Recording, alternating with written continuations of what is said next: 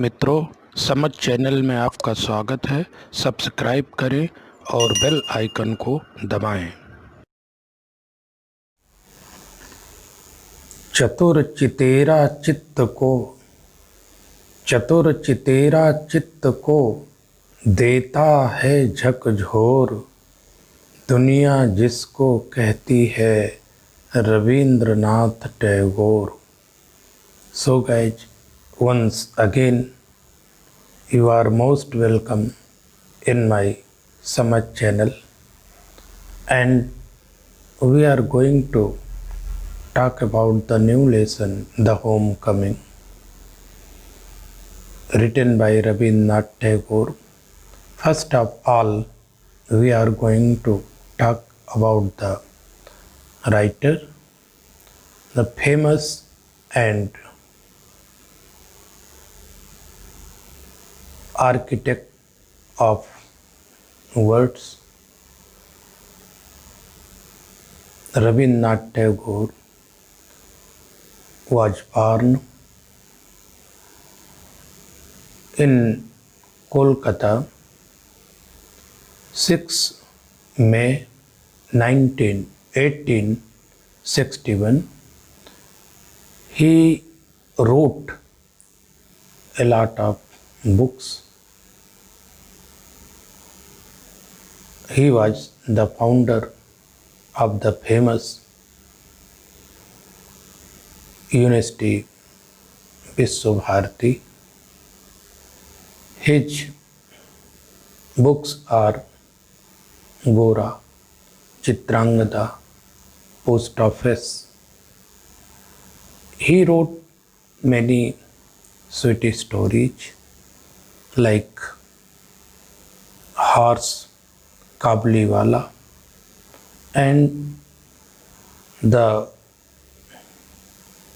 Homecoming. We are going to talk the Homecoming today. मित्रों, रविन्द्रनाथ टैगोर संसार के एक ऐसे शिल्पी थे जिन्होंने विश्व को अपनी प्रतिभा से चमत्कृत किया, और उनका जन्म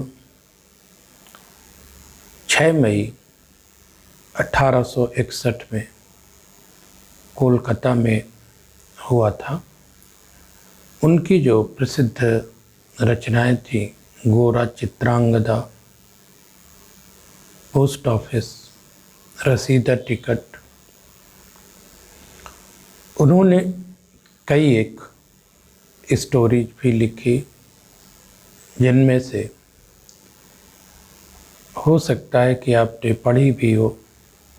काबलीवाला, द हॉर्स, और ये जो एक नई स्टोरी आपके सामने है, द होम कमिंग, ये भी उन्हीं के द्वारा लिखी हुई है।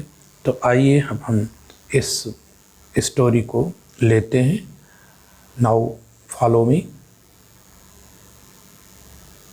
फटिक Chakravarti was ringleader among the boys of the village. A new mischief got into his head. There was a heavy log lying on the mud flat of the river, waiting to be shaped into a mast for a boat. He decided that they should all work together to shift the log by main force from its place and roll it away.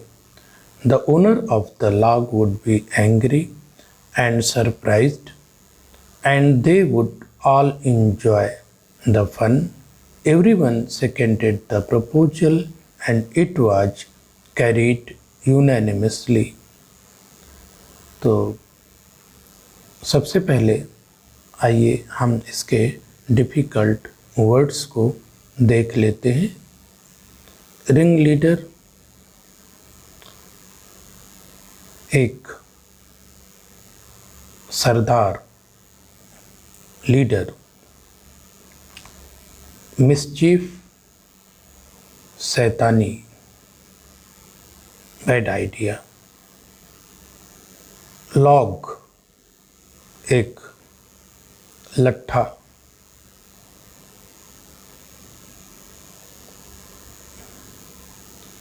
लकड़ी का एक लट्ठा। Mud flat,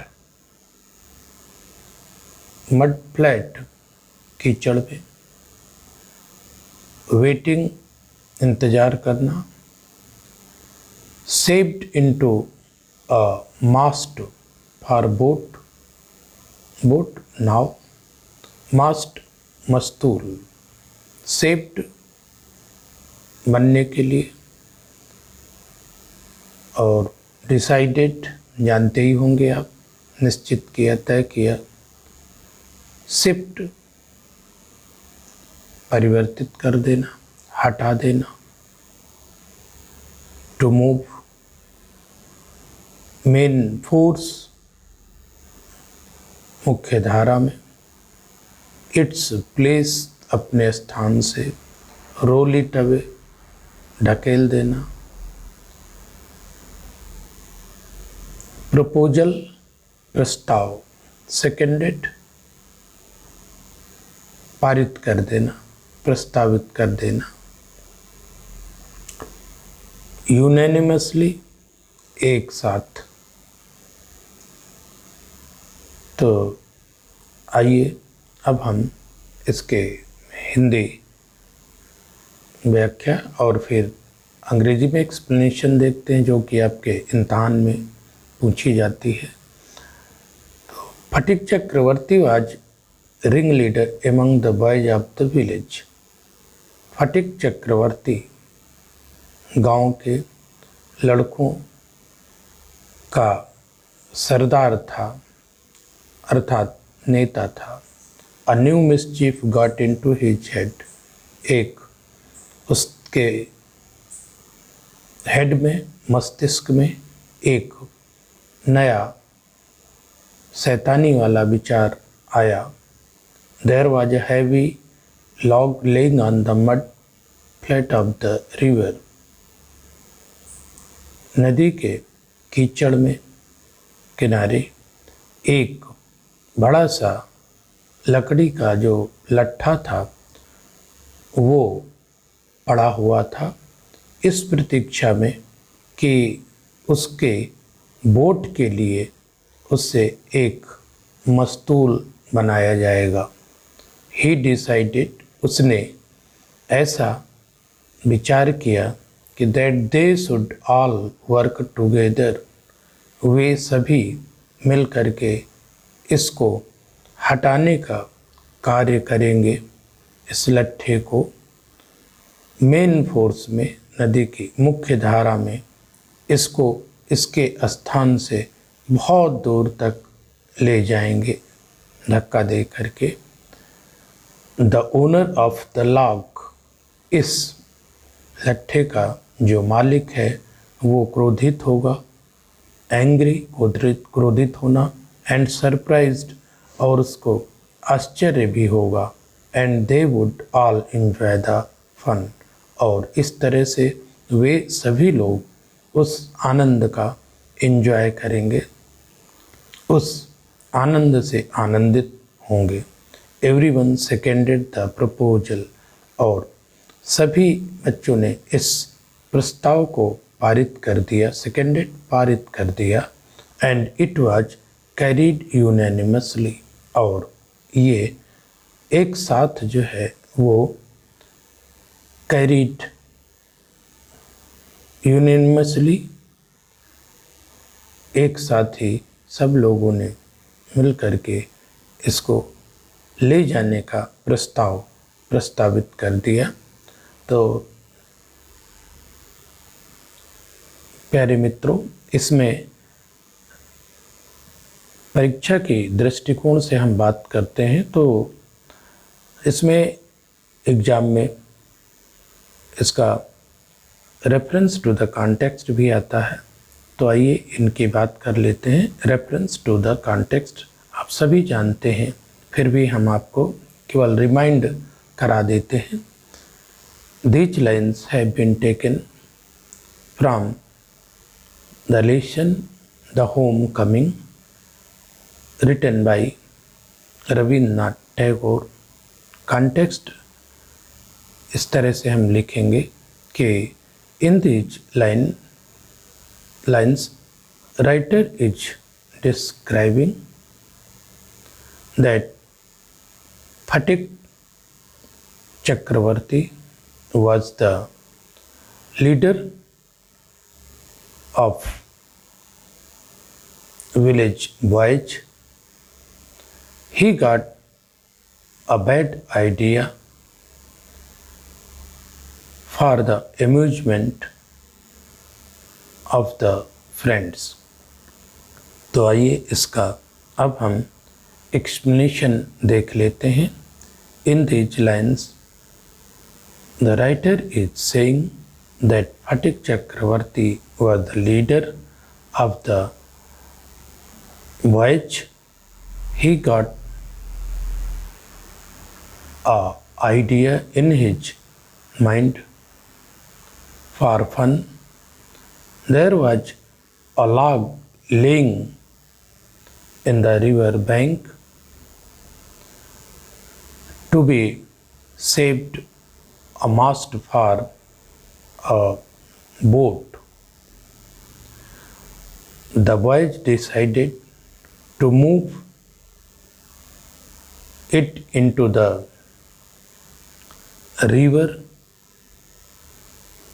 and when the owner of the log will know about this, he will be angry, and thus all boys will get fun and amusement. And thus this proposal was passed by all the boys. तो आइए दूसरा हम इसका passage लेते हैं, paragraph. But just as the fun was about to begin, Makhan, Phatik's younger brother, sauntered up and sat down on the log in front of them, all without a word. The boys were puzzled for a moment. He was pushed rather timidly by one of the boys and told to get up, but he remained quite unconcerned. He appeared like a young philosopher meditating on the futility of games. Phatik was furious. Makhan, he cried, if you don't get down this minute, I will thrash you. तो आइए हम इसको हिंदी में देख लेते हैं। But just, लेकिन तभी जब ये फन, आनंद शुरू ही होने वाला था, बिगिन, शुरू होना, स्टार्ट होने वाला ही था, कि फटिक का यंगर ब्रदर, छोटा भाई माखन, कहीं से साउंटर्ड अप, कहीं से आ गया वहाँ पर, and set down on the log in front of them, उनके सामने ही उस लॉग में, उस लकड़ी के जो बहुत बड़ा लट्ठा पड़ा हुआ था, उस पे सेट डाउन, बैठ गया बिना कुछ कहे हुए। The boys were puzzled for a moment, जो बच्चे थे वो एक क्षण के लिए परेशान हो गए। He was pushed rather timidly by one of the boys, उनमें से डरपोक किस्म का एक बच्चा था, उसने उसको धक्का दे दिया, अर्थात माखन को धक्का दे दिया and told to get up, और उससे उठने के लिए कहा। ही रिमेन्ड क्वाइट अनकंसर्न्ड, और वो इससे बेपरवाह चुपचाप ही रहा। He appeared like a young philosopher, वो ऐसा लग रहा था जैसे कि कोई छोटा सा फिलासफर हो, दार्शनिक हो, जो कि खेलों की व्यर्थता पर ध्यान लगा रहा था। फटिक वॉज फ्यूरियस, फटिक को बहुत ज़्यादा गुस्सा आ गया। वो चिल्लाया, Makhan, if you don't get down this minute I will thrash you, अगर तुम अभी इससे नहीं उठते हो तो मैं तुमको पीट दूंगा। Makhan only move to more comfortably position, लेकिन माखन और आरामदायक स्थिति पर बैठ गया। तो आइए अब इसको फिर से हम रेफरेंस देख लेते हैं। These lines have been taken from the lesson Homecoming and written by Rabindranath Tagore. In these lines, the writer is saying that when the fun was going to start, his Fatik's brother Makhan came there. तो आइए अब इसका हम explanation देख लेते हैं। When the fun was about to start, Makhan, the Fatik's younger brother, came there and sat on the log. The boys were surprised by this. One boy pushed him and told him to get up from the log, but Makhan, unmoved, then his brother Fatik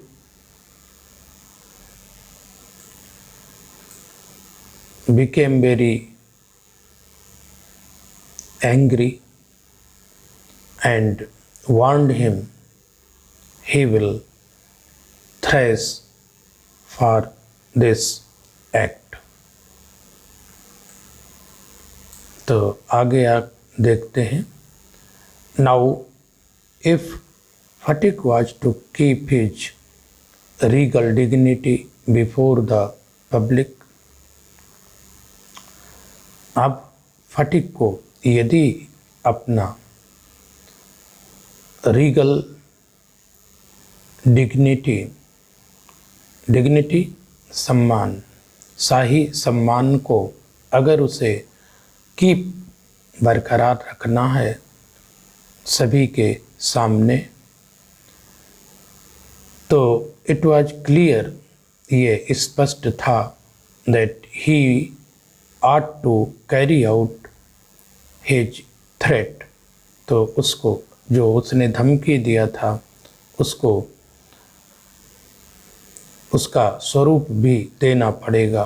but his courage failed him at the crisis, लेकिन इस crisis पर, इस संकट पर उसका जो करेज था, साहस था, वो फेल हो गया, असफल हो गया। His fertile brain, however, rapidly seized upon a new maneuver. His fertile brain, उसका जो उपजाऊ मस्तिष्क था, उसमें एक नई प्रकार के बुरी भावना, बुरा विचार, bad idea seized upon Aya, which would discomfit his brother, and offered his followers an added amusement, जिससे उसका जो भाई हो वो पराजित हो जाए और afford his followers an added amusement, और उसके जो अनुयायी थे, फॉलोअर्स थे, उनको और भी ज़्यादा अम्यूजमेंट, फन, आनंद मिल जाए।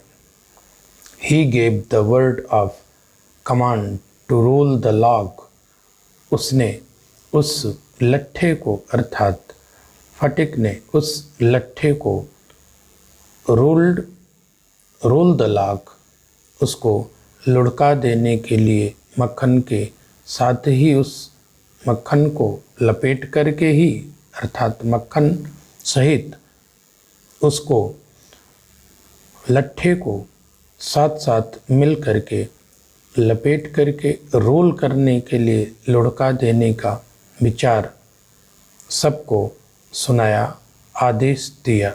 वर्ड ऑफ कमांड, आदेश दिया। मक्खन हर्ड द ऑर्डर, मक्खन ने इस ऑर्डर को, इस आज्ञा को सुना। And made it a point of honour to stick on, और इसको सम्मान का बिंदु बना लिया और वो इस पर बैठा ही रहा। स्टिक ऑन इट, इस पर अर्थात लाग पर बैठा ही रहा। But he overlooked the fact, लेकिन उसने इस फैक्ट को, तथ्य को भी नज़र अंदाज किया कि like those who attempt earthly fame in other matters, कि जो दूसरे मामलों में इस पार्थिव, इस संसार की प्रसिद्धि के लिए like those who attempt earthly fame in others matters, दूसरे के मामलों में जो पार्थिव अर्थात सांसारिक प्रसिद्धि पाने के लिए कार्य करते हैं, that there was peril in it, वो नष्ट भी हो जाते हैं। पेरिल, नष्ट हो जाना। The boys began to have at the log with all their might, बच्चों ने इस लॉग पर, इस लट्ठे पर अपनी पूरी शक्ति से जोर लगाया और कॉलिंग आउट, उन्होंने पुकारा, 1 1 2 3 गो, अर्थात 1 2 3 जाओ। एट द वर्ड गो, और जैसे ही उन्होंने कहा जाओ, द लॉग वेंट, जो लट्ठा था लकड़ी का, वो चला गया। And with it went Makhan's philosophy, और इस तरह से इसके साथ साथ जो माखन की फिलॉसफी थी, दर्शन था, वो भी समाप्त हो गया, चला गया। उसका जो ग्लोरी, सम्मान था, वो भी सब मिट्टी में मिल गया। तो in these lines the writer is saying that now this was the point where the Phatik should keep his words. अब आइए इसका एक्सप्लेनेशन देखते हैं। In these lines the writer is saying that there was clear that if Phatik wanted to be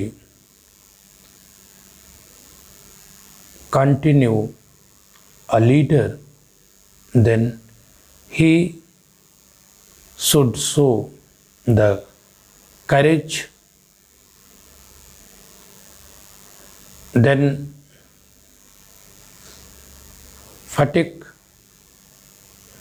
decided to a new plan, and he planned that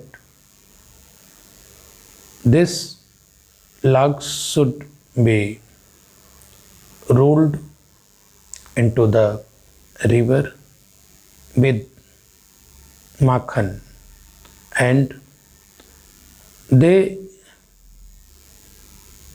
all with might rolled it in the mud, and thus the honor of the Makhan went with the log into the mud. और आइए आगे हम देख लेते हैं। All the other boys shouted themselves hoarse with delight. दूसरे बच्चे बहुत खुशी से चिल्ला रहे थे, कर्कश आवाज में, हॉर्स कर्कश आवाज में, डिलाइट प्रसन्न हो रहे थे, हैप्पी हो रहे थे। But Phatik was a little frightened, लेकिन फटिक कुछ ज़्यादा डरा हुआ था। ही न्यू, वो जानता था, व्हाट वाज कमिंग, कि अब क्या होने वाला है, एंड श्योर इनफ, और उसको पक्का पता था, Makhan rose from mother earth blind as feet. Makhan mother earth अर्थात भूमि से उठा, ब्लाइंड एज फीट, किस्मत की तरह ही वो अंधा था, and screaming like the Furies, क्रोध से चीखता हुआ लगभग, ही रस्ड एट फटिक, वो फटिक की ओर दौड़ पड़ा, एंड स्क्रेच्ड हिज फेस, और उसका मुंह नोच डाला, एंड बीट हिम, उसने उसको पीटा भी, एंड किक्ड हिम, उसने लातें भी मारी, and then went crying home, और तब चिल्लाते हुए वो घर चला गया। The first act of the drama was over, और इस तरह से ये इस ड्रामा का, इस नाटक का प्रथम दृश्य समाप्त हुआ। तो इन रेफरेंस आप उसी तरह से लिखिए जैसे कि पहले बताया गया था। These lines have been taken from the lesson Homecoming, written by Rabindranath Tagore. And now the context. In these lines, the writer is saying that Makhan, the brother of Phatik, became very angry and he thrashed Phatik. आइए explanation देखते हैं। In these lines, the writer is saying that after rolling the log into the river, all the boys were very happy, but Phatik was frightened because He was sure that Makhan will counter attack, and suddenly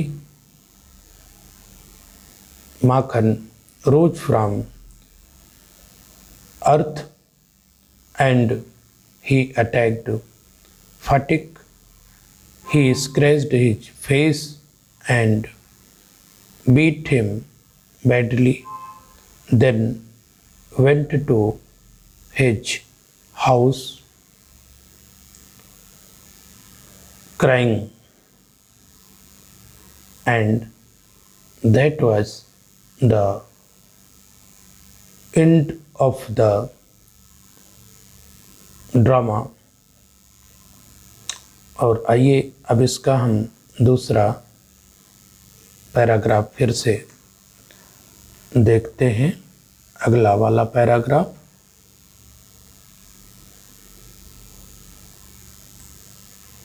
और ये रहा आपके सामने।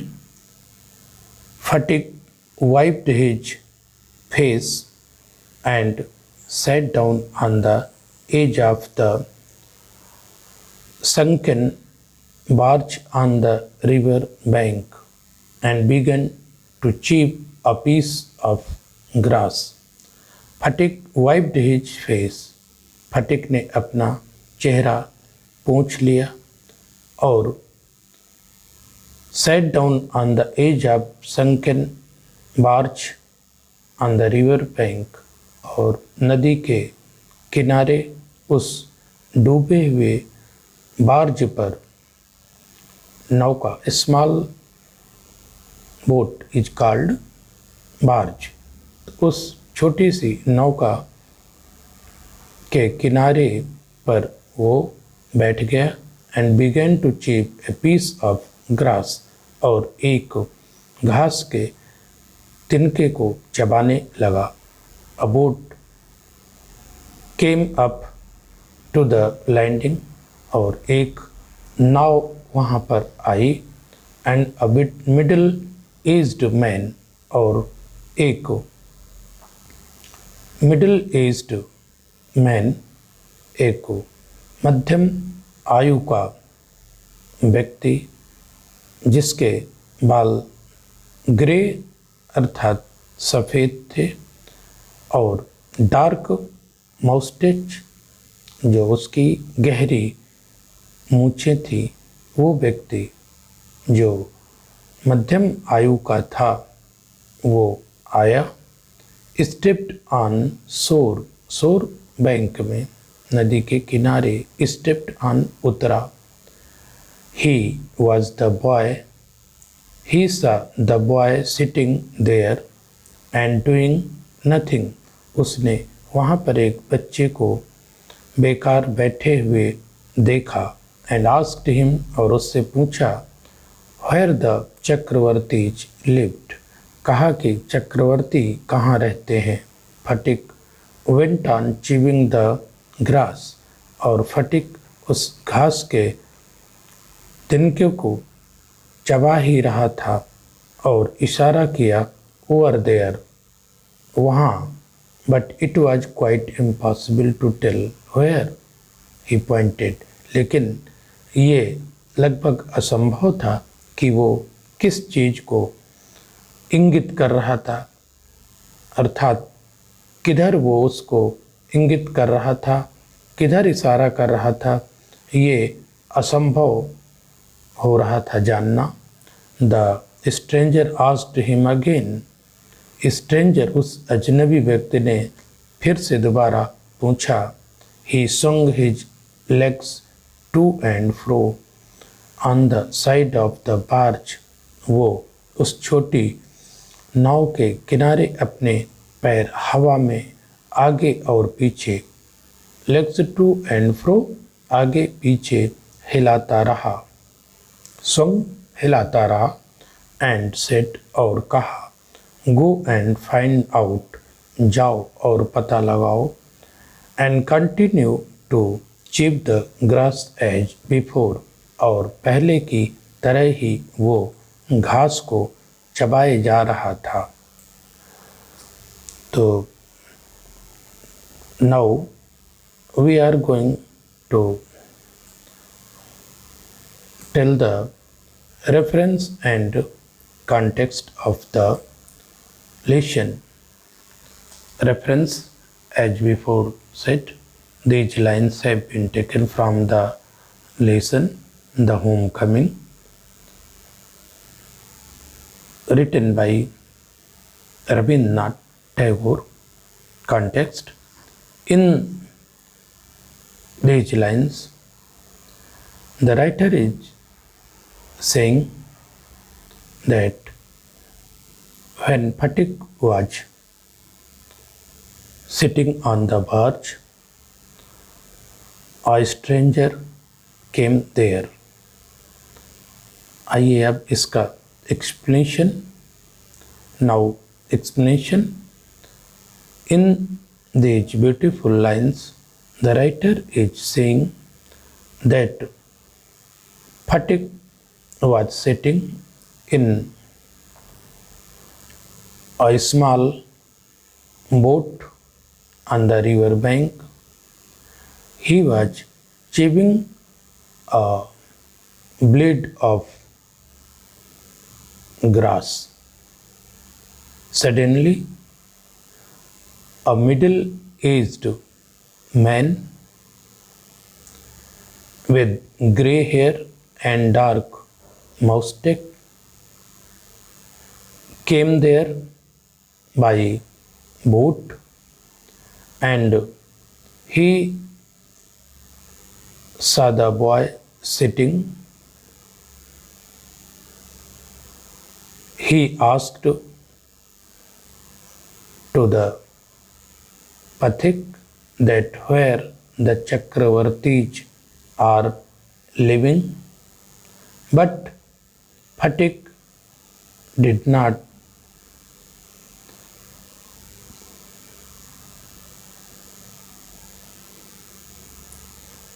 pointed the clear about the home. So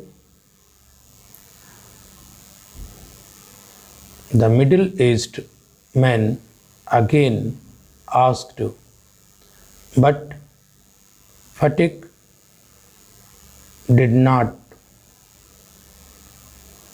tell the right address. He was sitting on the board and he was chewing the grass. और इस तरह से हम इसके दूसरे वाले जो इसका अगला हिस्सा है पेज का उसको देखते हैं, और ये आपके सामने है दूसरा पेज इसका। तो but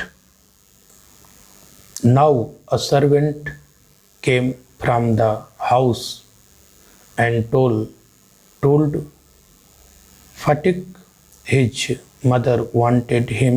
Phatik refused to move, but the servant was the master on this occasion. He took Phatik up roughly and carried him kicking and struggling in impotent reach. When Phatik came into the house, his mother saw him. She called out angrily, "So you have been hitting Makhan again?" Phatik answered indignantly, "No, I haven't." Who told you that?" His mother shouted. "Don't tell lies, you have." तो आइए देखते हैं। But now a servant came down. लेकिन अब फटिक ने देखा कि एक सर्वेंट नौकर उस घर से आ रहा है, and told Phatik his mother wanted him, और उसने फटिक को बताया कि उसकी माँ ने उसको बुलवाया है। फटिक रिफ्यूज टू मूव, और फटिक ने हिलने से इनकार कर दिया। But the servant was master on this occasion, लेकिन जो नौकर था वो इस ओकेजन के लिए, इस क्षण के लिए बिल्कुल मास्टर था, एक मालिक था इन सब से निपटने के लिए। ही टुक फटिक अप रफली, वो फटिक के साथ बहुत बुरी तरह से पेश आया। एंड कैरीड हिम, उसको मारते हुए और संघर्ष करते हुए क्रोध से उसको कैरीड ले गया। When Phatik came into the house, जब फटिक घर में आया तो उसकी माँ ने उसको कहा, सी कॉल्ड आउट एंग्रीली, गुस्से से उसकी माँ ने कहा कि तुम मक्खन को हिटिंग पीट रहे थे। फटिक ने इसको मना किया। इंडिग्नेंटली आंसर्ड, विरोध में इसके कहा, नो आई हैवेंट, नहीं मैंने ऐसा नहीं किया। हु टोल्ड यू दैट, ऐसा किसने कहा। हिज मदर साउटेड, उसकी माँ चीखी और कहा, तुमने ऐसा किया है। डोंट टेल लाइज, झूठ मत बोलो। तो आइए इसका रेफरेंस पहले की तरह लिखेंगे। These lines have been taken from the lesson The Homecoming and written by Rabindranath Tagore. अब इसका कॉन्टेक्स्ट में आप लोग लिखेंगे कि his mother sent a servant to bring the boy before her. तो अब इसका हम एक्सप्लेनेशन देखेंगे। In these beautiful lines the writer is saying that soon a servant from the house came and he said that he was wanted by his mother, but Fatik refused it. So the servant began to drag the boy. He thrashed the Fatik and carried him with anger. Fatik was carried in the house. His mother was very angry and said that he had hit the Makhan again, but Fatik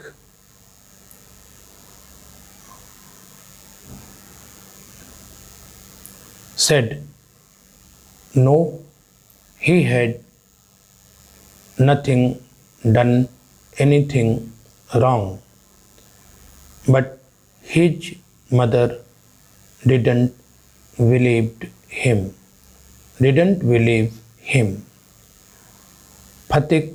फटिक आइए आगे देखते हैं। फटिक said suddenly, I tell you I haven't. फटिक ने तुरंत कहा कि मैं बताए देता हूँ कि मैंने ऐसा नहीं किया। यू आस्क मक्खन, तुम मक्खन से पूछो, लेकिन Makhan thought it best to stick to his previous statement, लेकिन मक्खन ने सोचा कि ये उसके लिए अच्छा है कि वो अपने प्रीवियस स्टेटमेंट, पहले के कथन पर ही अड़ा रहे, स्टिक अड़ा रहे। ही सेड, उसने कहा, यस मदर, हाँ माँ, फटिक डिड हिट मी, फटिक ने मुझको पीटा। फटिक्स पेशेंस वाज ऑलरेडी एग्जॉस्टेड, और इस पर फटिक का जो धैर्य था वो समाप्त हो गया। पेशेंस, धैर्य। He told not here this injustice, he could not bear this injustice, वह इस injustice अर्थात इस अन्याय को बर्दाश्त नहीं कर सकता था। He rushed at मक्खन, वो मक्खन पर टूट पड़ा, and hammered him with blows, और उस पर घूं से बरसाने लगा। टेक दैट, ये ले, ही क्राइड, वो चिल्लाया, ये ले, एंड दैट, ये ले, ये तुम्हारे झूठ बोलने के लिए, टेलिंग लाइज, ये तुम्हारे झूठ बोलने के लिए है। His mother took Makhan's side in a moment and pulled Phatik away, उसकी माता ने मक्खन की तरफदारी उस क्षण में की और फटिक को उससे मारते हुए फटिक को उससे दूर ले गई। When फटिक्स pushed her aside, जब फटिक ने उसको एक तरफ धक्का दे दिया, अर्थात अपनी माँ को धक्का दे दिया, तो वो चिल्लाई, व्हाट आई,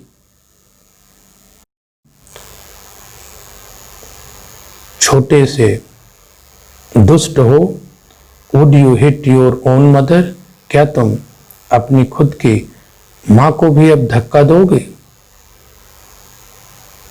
तो आइए इसको हम,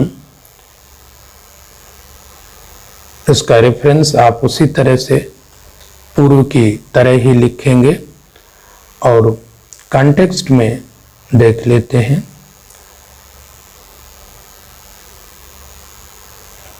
In these lines, the writer is saying that his mother was very angry upon the फटिक, और कॉन्टेक्स्ट के बाद हम इसका एक्सप्लेनेशन देखेंगे। In these lines the writer is saying that his mother was very angry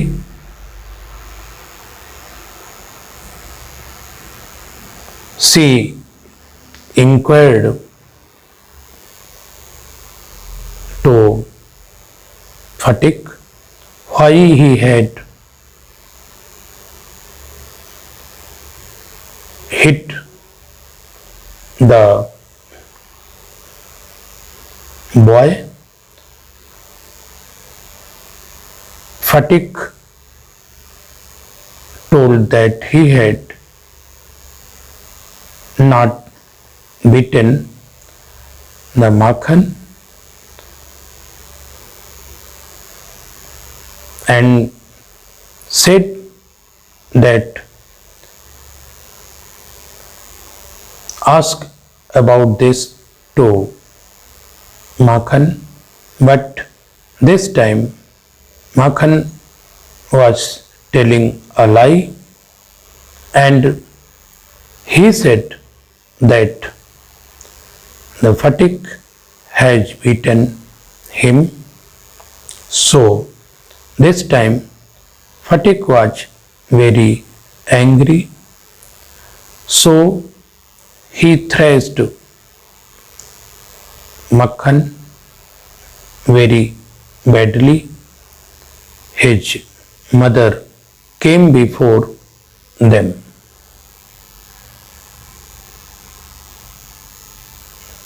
And this time Makhan also pushed her mother, and then his mother shouted again that now he is like a villain, and now he is insulting his own mother. It was just, आगे देखते हैं, it was just at this critical juncture, इस critical juncture पर, इस घड़ी पर, इस अवसर पर, that the grey heard stranger, जो सफेद बालों वाला अजनबी व्यक्ति अराइव्ड, वहां पर आ गया. He asked what the matter was, उसने पूछा कि यहाँ पर क्या सब चल रहा है, क्या मामला है. फटिक लुक्ड सीपिस एंड असेम्ड, और फटिक जो है वो एक भेड़ की तरह शर्मा गया. But when his mother stepped back and looked at the stranger, लेकिन जैसे ही उसकी माँ ने अपना कदम पीछे खींचा, उसने उस अजनबी को देखा. Her anger was change to surprise, और उसका जो क्रोध था वो आश्चर्य में परिवर्तित हो गया. For she recognised her brother, उसने अपने भाई को पहचान लिया और चिल्लाई, व्हाई दादा, क्यों दादा, where have you come from, आप कहाँ से आए. As she said these words, जैसे ही उसने ये शब्द कहे, she bowed to the ground, वो जमीन पर उसके पैरों को छूने के लिए झुकी.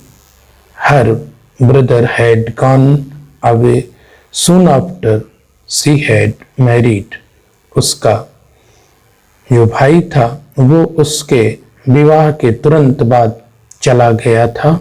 And he had started business in Bombay, और उसने बॉम्बे में अपना एक व्यापार शुरू कर दिया था. His sister had lost her husband while he was in Bombay, वह जब बॉम्बे में था तब उसकी बहन ने अपना पति खो दिया, अर्थात उसका पति जो है वो मर गया.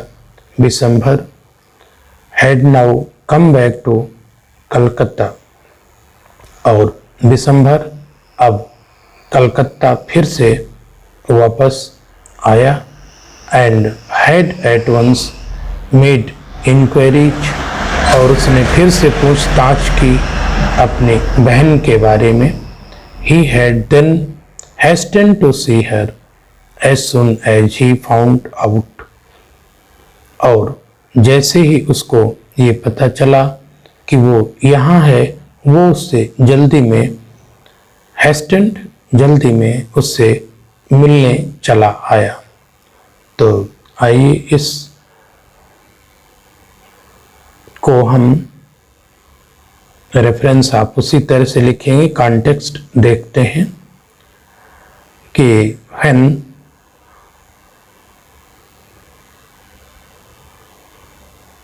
those were fighting and his mother was trying to settle this matter, a grey-haired man came there. Explanation अब देखते हैं. In these lines, the writer is saying that when the mother of the boys was settling the matter, then a grey-haired stranger came there, and Phatik was very ashamed to see this. Now his mother, who was very angry, changed and surprisingly said to his brother, "O Dada, where you came from?" She touched feet of that man. He was his brother, and he had gone to Bombay after the marriage of his sister. His sister's husband was dead when he was in Bombay, and when December came to Calcutta, he searched about his sister, and when he became to aware the address of his sister, so he came soon there to meet her there. The next few days were full of rejoicing. अगले कुछ दिन जो थे वो आनंद से भरे रहे. The brother asked after the education of the two boys. Brother asked after, उसके भाई ने उन दोनों बच्चों की एजुकेशन के बारे में, शिक्षा के बारे में पूछा. He was told by his sister, वो अपनी माँ के, अपनी बहन के द्वारा बताया गया कि फटिक वाज परपेचुअल नोशंस, के जो उसका बेटा फटिक है वो परपेचुअल, लगातार, एंडलेस, अर्थात पूरी तरह से न्यूशंस हो गया है, बर्बाद हो गया है. ही वाज लेजी, वो लेजी है, आलसी है. डिसओबीडियंट, अनुशासनहीन है और जंगली है, वाइल्ड है. But Makhan was as good as gold, लेकिन मक्खन सोने की तरह शुद्ध है, अच्छा है, सुंदर है. As quiet as a lamb, और एक लैम्ब की तरह, मेमने की तरह शांत रहने वाला है.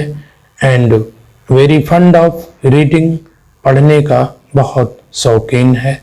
दिसंबर kindly offered to take Phatik off his sister's hands, और दिसंबर ने माँ के हाथ से फटिक को ले जाने का आग्रह किया. एंड एजुकेट हिम, और कहा कि वो उसको अपने बच्चों के साथ कलकत्ता में उसको पढ़ाएगा.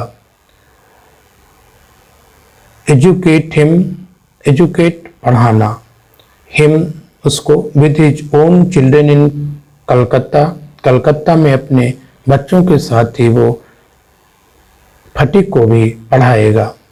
The widowed mother readily agreed, और जो विधवा माँ थी वो तुरंत ही इस पर एग्रीड, सहमत हो गई।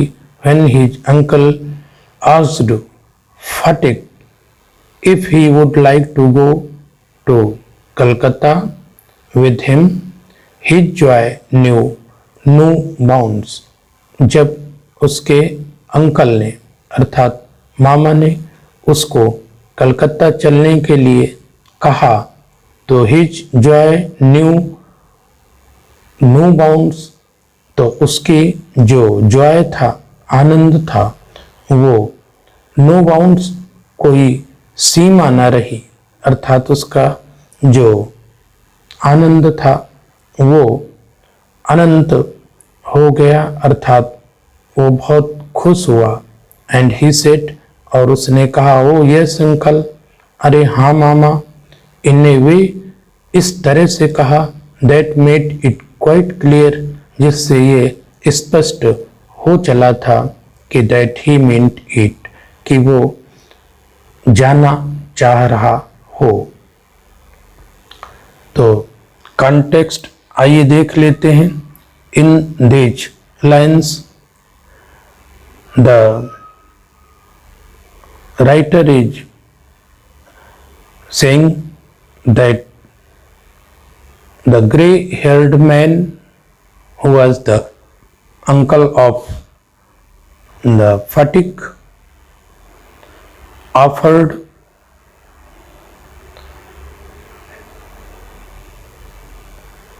his sister to took Fatik। तो आइए एक्सप्लेनेशन इसका देख लेते हैं। In these lines the writer is saying that December, the brother of the sister, asked about the education of the boys, and his sister told that Fatik is very bad, he is lazy and disobedient, but Makhan is good as gold and he is very simple and very fond of reading. December offered to take Fatik of his sister's house to Calcutta. He said that he will educate him with his own children, and his sister was readily agreed. His uncle also asked Fatik if he would like to go to Calcutta, and Fatik answered yes, he would like to go Calcutta. तो अब हम इसका अगला जो paragraph है उसको देखते हैं, और the next,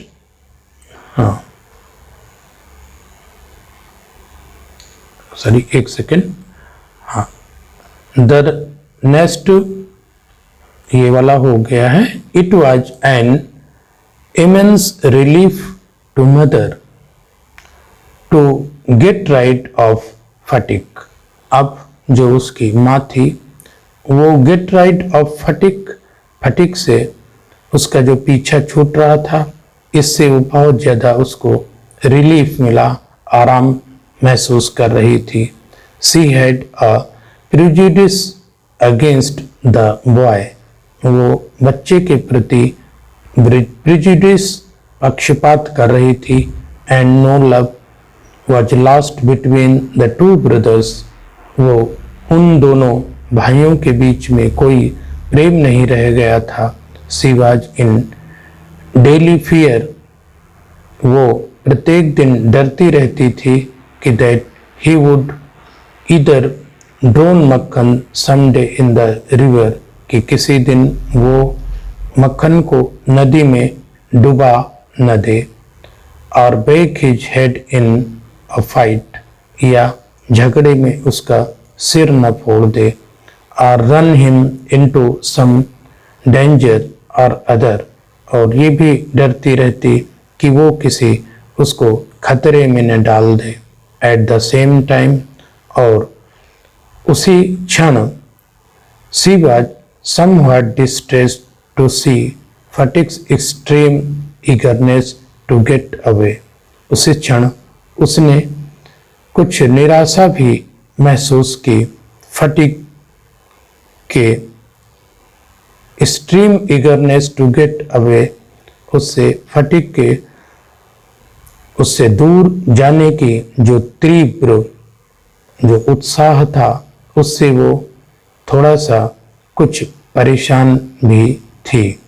Sphatik as soon as all was settled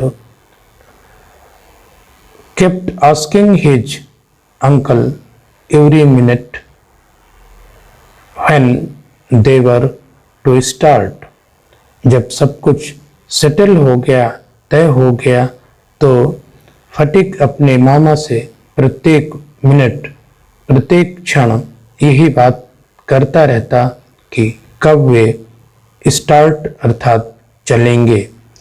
he was on points and needles all day long with excitement, और वो दिन रात उत्साह में यही सोचता रहता। एंड ले awake most of the night, और ऐसा वो अधिकांश रातों में जागता ही रहता। तो आइए इसको हम कॉन्टेक्स्ट इसका देख लेते हैं। In these lines the mother of the Phatik was very happy because there was no love between the two brothers. आइए इसका एक्सप्लेनेशन देख लेते हैं। In these lines the writer is saying that the mother of the Phatik was very happy and she was constant on fear that someday Fatik would harm the Makhan because there was no love between two brothers. But he was somewhat distressed to see to Fatik's eagerness to get away, and Fatik was very eager to go Kolkata. He was constantly thinking about, so he was unable to sleep in the night. और ये इसका तीसरे page को हम देख रहे हैं। ये आपके सामने। ही bequeathed to Makhan in perpetuity his fishing rod, his big kite, and his marbles. Indeed, at this time of departure, his generosity towards Makhan was unbounded. He bequeathed to Makhan in perpetuity. उसने अर्थात फटिक ने मक्खन को अपनी जो वसीयत थी वो पूरी दे दी। हिज फिशिंग रॉड, मछली पकड़ने का जो रॉड था वो दे दिया, एक बड़ी सी पतंग, और अपने मार्बल कंचे दे दिए। वास्तव में at this time of departure, इस डिपार्चर के समय में, विदाई के समय में, हिज जेनेसिटी टुवर्ड्स मक्खन वाज अनबाउंडेड। मक्खन के प्रति उसकी जेनरसिटी, उसकी जो उदारता थी वो असीमित थी, अनबाउंडेड, असीमित थी।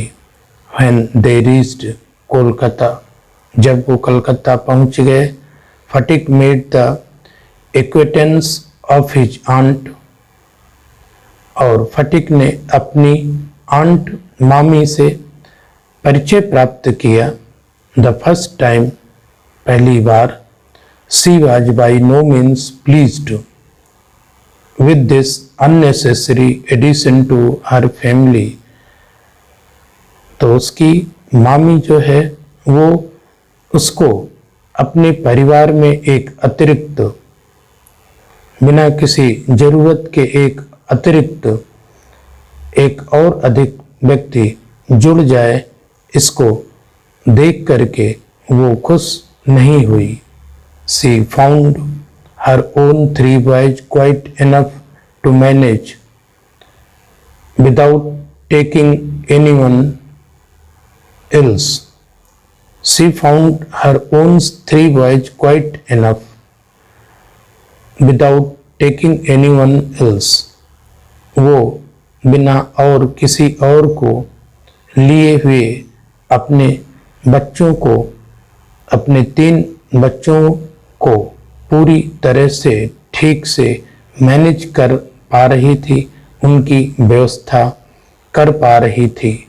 And to bring a village lad of 14 into their midst, अपने बीच में एक गांव के 14 वर्षीय लड़के को लेने से वाज टेरिबली अपसेटिंग, वो बहुत ज़्यादा अपसेट थी, अर्थात उससे वो बहुत ज़्यादा परेशान थी। Bishamber should really have thought twice before committing such an indiscretion. Bishamber को इस अपनी गलती के लिए, इनडिस्क्रेशन, बड़ी गलती, मिस्टेक करने के पहले 2 बार सोचना चाहिए था। इन दिस वर्ल्ड ऑफ ह्यूमन, तो आइए इसको पहले हम इसका देख लेते हैं कॉन्टेक्स्ट। आप उसका लिखेंगे कि रेफरेंस आप पहले की तरह लिखेंगे, कॉन्टेक्स्ट में लिखेंगे कि when Phatik reached to Calcutta, his aunt was not very happy। अब आइए इसका एक्सप्लेनेशन लिखते हैं।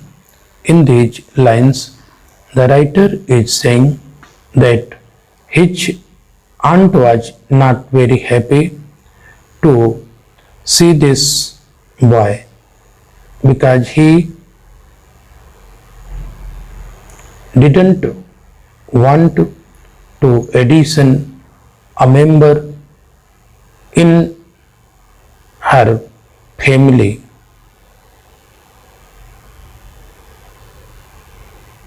She was happy with his 3 boys, and she didn't like to another burden in his family. This boy was 14 years old, and it was very upsetting for this new addition to his family. Bishambar had made a great mistake to bring that boy. अगला paragraph देखिए. इन this world of human affairs, और ये बहुत ही अच्छे ढंग से important भी है. In this world of human affairs there is no worse nuisance than a boy at the age of 14. इस वर्ल्ड ऑफ ह्यूमन अफेयर्स, इस संसार में ह्यूमन अफेयर्स, यहाँ पर मानवीय अफेयर्स हैं, मामले हैं, उनमें एक 14 वर्षीय बच्चे के लिए बहुत बड़ी बाधा है. ही इज नीदर ऑर्नामेंटल, जो बच्चा है वो इस समय ना तो बहुत ही सजता संवरता है, नार यूजफुल, ना ही वो बेकार रहता है. It is impossible to shower affection on him, उसके ऊपर प्यार बरसाना ये असंभव है. जैसे कि छोटे बच्चों पर प्यार किया जाता है. And he is always getting in the way, और वो बार बार उसी रास्ते पर आता है. If he talks with A childish Lisp, अगर वो बच्चों की तरह, बच्चों की जुबान में बोलता है तो उसे ये कहा जाता है he is called a baby, तो उसको बच्चा कहा जाता है. And if he answers in a grown up way, और अगर वो बड़े की तरह उत्तर दिया जाता है तो उसको जो है वो इम्पर्टिनेंट, बेकार कहा जाता है. In fact any talk at all from him is resented, और इस 14 वर्षीय बच्चे की किसी भी तरह की बात का विरोध किया जाता है. Then he is at the unattractive, और तब वो अनअट्रैक्टिव भी हो जाता है, अर्थात आकर्षणहीन हो जाता है. जब उसकी एज बढ़ती है, आयु जैसे जैसे उसकी बढ़ती है, he grows out of his clothes with indecent haste, वो अपने कपड़ों से ज़्यादा जल्दी बढ़ता है. हिज वॉइस ग्रोज हॉर्स, उसकी जो वॉइस है, आवाज़ है, वो कठोर होती है. और ब्रेक्स एंड क्वेर्स, और वो ब्रेक्स लड़खड़ाती है और क्वेर्स हिलती है, हिलती डुलती है उसकी आवाज. His face grows suddenly angular, और उसका जो चेहरा है वो एंगुलर हो जाता है. एंड अनस्लाइटली अनसाइटली, और वो एक कुरूप जैसा हो जाता है. It is easy to excuse the shortcomings of early childhood. It is easy to excuse the shortcoming of early childhood. बचपन की गलतियों को माफ़ करना बहुत आसान है, लेकिन it is hard to tolerate even unavoidable lapses in the boy of 14। लेकिन इस 14 वर्षीय बच्चे की गलतियों को, लैप्सेज मिस्टेक्स, गलतियों को माफ़ करना, टॉलरेट करना, बर्दाश्त करना, ये अनएवॉइडेबल हो जाता है। बर्दाश्त करना बहुत असंभव हो जाता है। The lad himself becomes painfully self conscious, और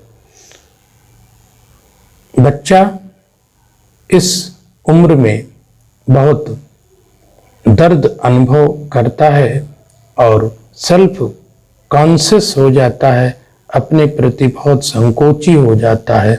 when he talks with elderly people, जब वो बड़े लोगों से अपनी बात करता है, he is either unduly forwarded और else so unduly shy that he appears ashamed of his very existence।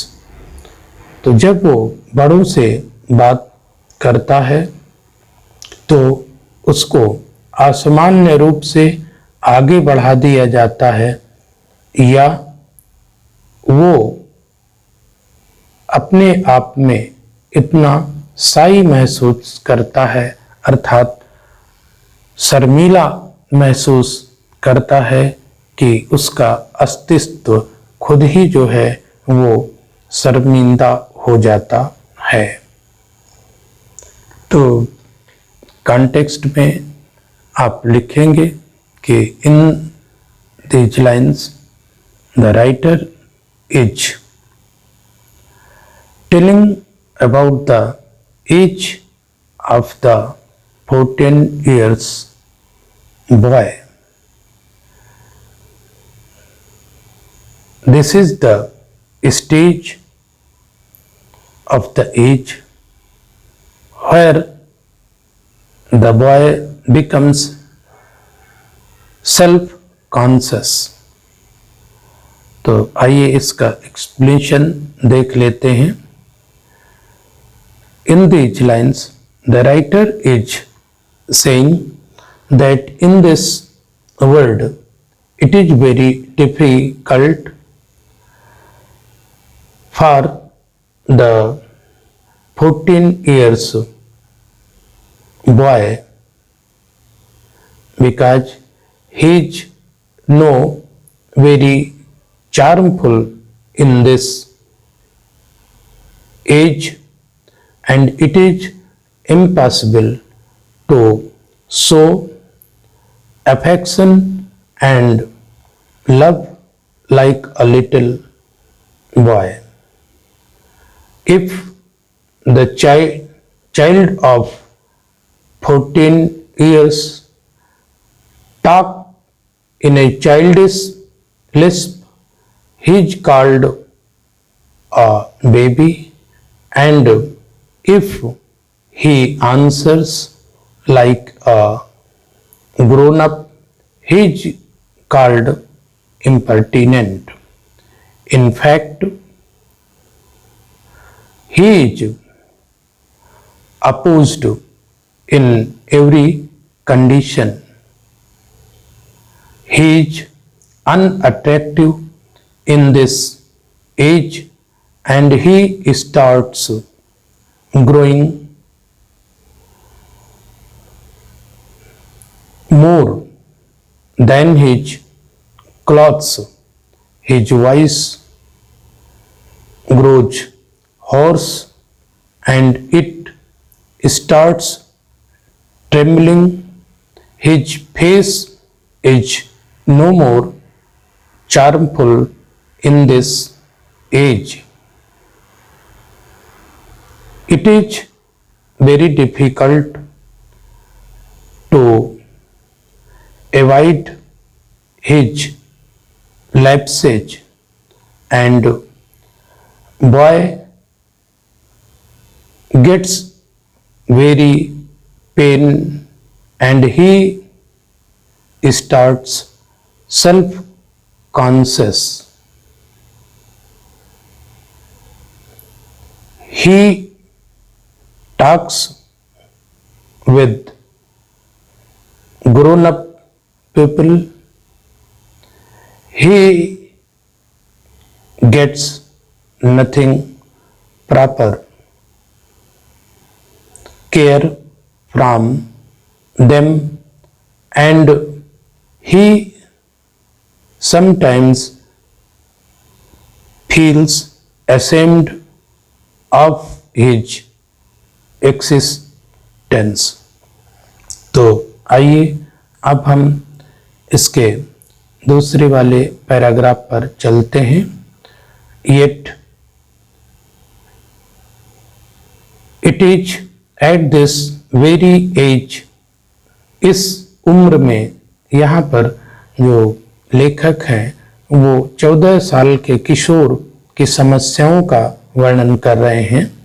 It is at this very age, इस उम्र में, when his hearts of young, उसके जो हृदय में रहता है, led most craves for recognition and love, वो इस उम्र में ज़्यादा से ज़्यादा प्रेम और मान्यता, पहचान का ही भूखा होता है.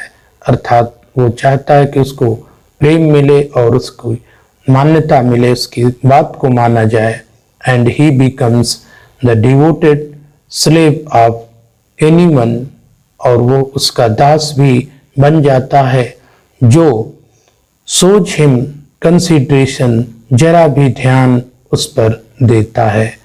But none dare openly love him, लेकिन कोई भी उसको खुल करके प्रेम नहीं करता है. For that would be regarded as undue indulgence, क्योंकि यह एक प्रकार की अन्यथा की इंडल्जेंस, आसक्ति ही मानी जाएगी. एंड देयरफॉर, और इसलिए, बैड फॉर द बॉय, यह बच्चे के लिए अच्छी नहीं होती है. So what with scolding and chiding, डांटने से, स्कोल्डिंग डांटने से और चाइडिंग दपटने से, he becomes very much like a stray dog, ये एक आवारा कुत्तों की तरह हो जाता है, उस आवारा कुत्ते की तरह हो जाता है जिसका जो मालिक है वो कहीं बिछड़ गया हो. तो in these beautiful lines the writer is telling about the age of the boy.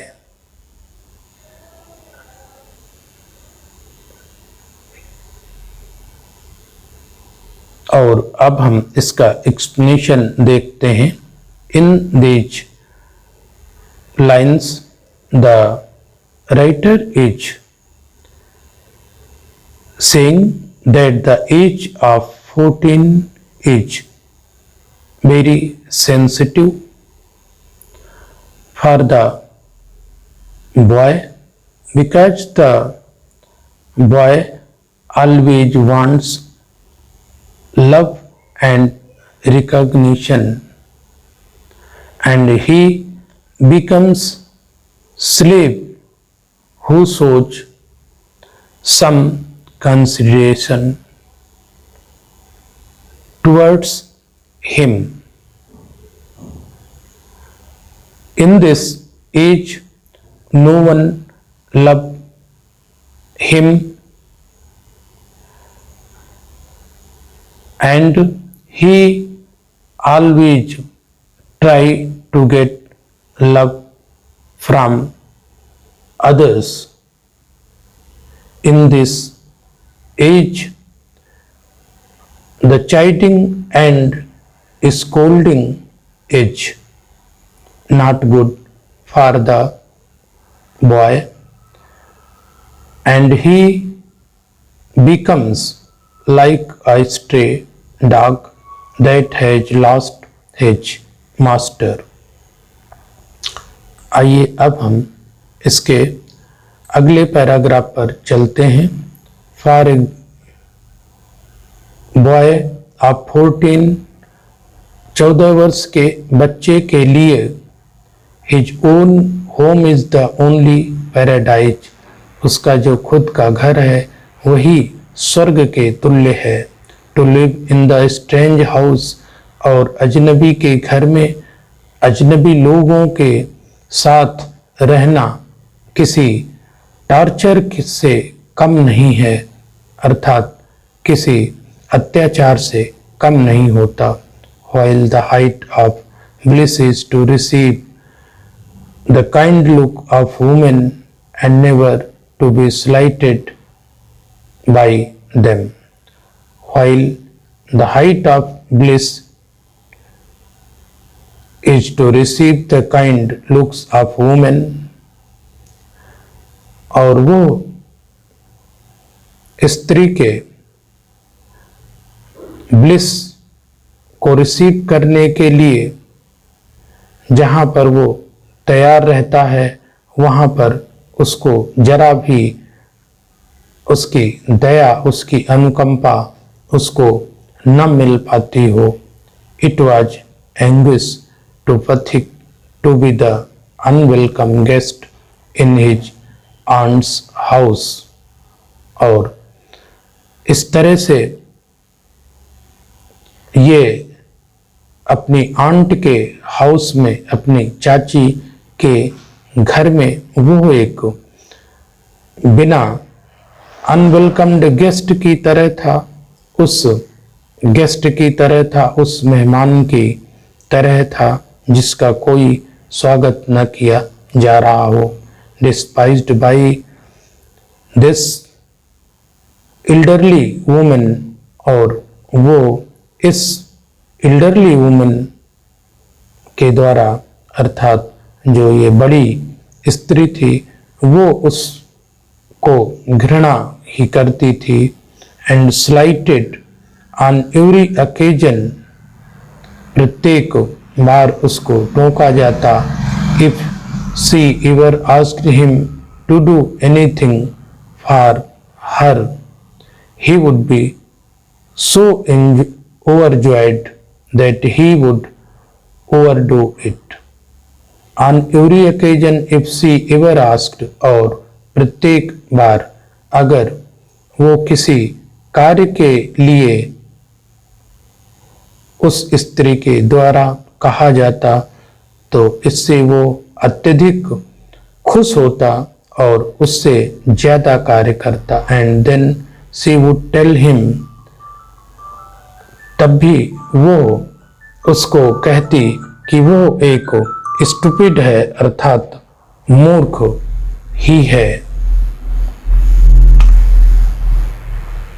But to get on with his lessons, but to get on with his lessons, जिसको अपने पढ़ाई पर ध्यान देने की जरूरत है।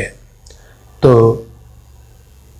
इस तरह से हम इस पाठ को यहीं पर वाइंड अप करते हैं और फिर से हम इसके आगे जो है उसको अपने दूसरे भाग में जो है वो लेंगे, क्योंकि ये पाठ जो है वो बड़ा होता चला जा रहा है। तो आप सब इंतज़ार करिए कि हम दूसरे अपने इस भाग पर आएं, और तब तक आप इसको शेयर करिए और इसको कमेंट करिए ज़्यादा से ज़्यादा। और आप सबका बहुत बहुत थैंक यू।